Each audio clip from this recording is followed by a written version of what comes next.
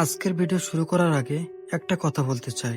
এই গল্প কোনো সিনেমার গল্প নয়, এটা বাংলাদেশের এক নিষ্পাপ শিশুর গল্প, একটা ছোট মেয়ের গল্প, যার হাতে থাকার কথা ছিল বই খাতা, মুখে থাকার কথা ছিল হাসি, কিন্তু আজ সেই শিশুর নাম উচ্চারণ করতেই বুক কেঁপে ওঠে। ছোট রামিসা মাত্র 8 বছরের একটা শিশু। প্রতিদিনের মতো বড় বোনের সাথে স্কুলে যাওয়ার কথা ছিল তার। সকালে সেই সাধারণ একটা দিন যে এত ভয়ঙ্কর হয়ে উঠবে তা কেউ কল্পনাও করতে পারেনি। হঠাৎ দেখা গেল রামিসাকে খুঁজে পাওয়া যাচ্ছে না। মা চারদিকে খুঁজতে শুরু করলো। এক সময় পাশের ফ্ল্যাটের সামনে রামিসার একটা জুতো পড়ে থাকা দেখে তার মায়ের বুক ধুপ করে উঠল। একজন মা হয়তোবা তখনই বুঝে গেছিল কিছু একটা ভয়ঙ্কর হয়েছে। তিনি দরজা নক করলেন, কিন্তু ভেতর থেকে কোনো সাড়া নেই। বরং তিনি যখন জোরে জোরে ধাক্কা দিতে শুরু করলেন, তখন ভিতর থেকে দরজা আরো যেন শক্ত করে লক করা হচ্ছে। একজন মায়ের ভয় তখন আতঙ্কে পরিণত হলো। তিনি চিৎকার করতে লাগলেন, আশেপাশের মানুষ জড়ো হতে লাগলো। দরজা ভাঙার চেষ্টা করা হলো, কিন্তু সম্ভব হয়নি। তারপর কল করা হয় 999-এ। পুলিশ আসে, দরজাও ভাঙা হয়। দরজা ভাঙার পর যে দৃশ্য সবাই দেখছিল তা ভাষায় প্রকাশ করার মতো না। পুরো ঘরে রক্ত ছড়িয়েছিল, মেঝেতে, দেয়ালে, চারিদিকে শুধু রক্ত আর রক্ত। পুলিশ রক্তের দাগ অনুসরণ করতে করতে খাটের নিচে পৌঁছায়।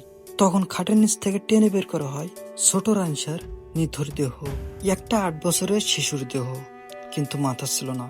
ভাবতে পারেন কতটা ভয়ঙ্কর, কতটা নিঠুর হলে একটা মানুষ এমন একটা কাজ করতে পারে। পরে বাথরুম থেকে পাওয়া যায় রামিসার মাথা। পুলিশ জানায় অপরাধীরা আলামত নষ্ট করার জন্য এমন পরিকল্পনা করেছিল। এই ঘটনায় অভিযুক্ত সোহেল রানা নামক এক ব্যক্তি, পেশায় রিক্সা মেকানিক। 2 মাস আগে এই বাসায় ভাড়ায় উঠছিল। সবচাইতে ভয়ঙ্কর বিষয় হলো এই অপরাধে তাকে সাহায্য করছে তার স্ত্রী। একটা শিশুর আর্তনাদ শুনেও তাদের মন কাঁপেনি।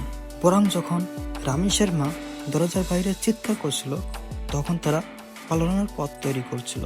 কিন্তু জানেন সবচেয়ে বড় কষ্টের জায়গা কোথায়? রামিসার বাবার কথাগুলো শুনলে সবাই চমকে উঠবে। আমার মাসুমের বাচ্চাটা কি অপরাধ করছে নির্মম ভাবে আমার বাচ্চাটা হত্যা করলো। 8টা বছর আমি আমার বুকের এই ঘরে ঘুম পাড়াইছি। আমি কার সাথে ঘুম আসবো?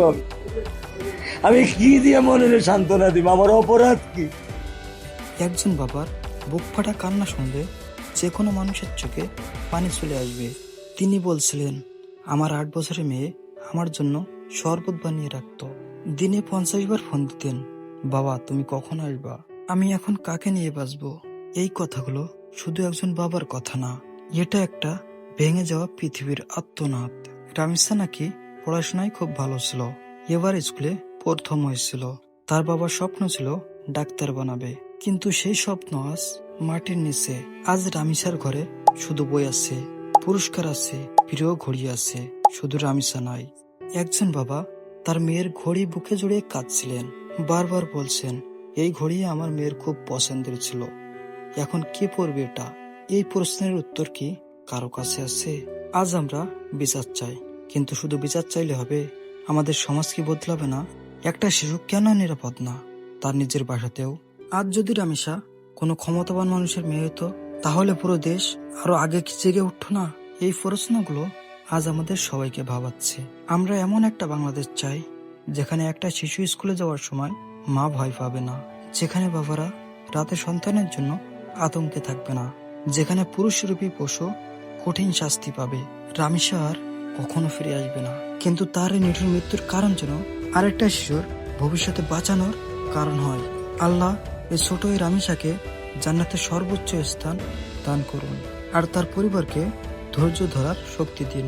ভিডিও শেয়ার দিন যাতে পুরো দেশ এই ঘটনার বিচার দাবি করে, কারণ নীরবতা কখনো অপরাধ থামাতে পারে না।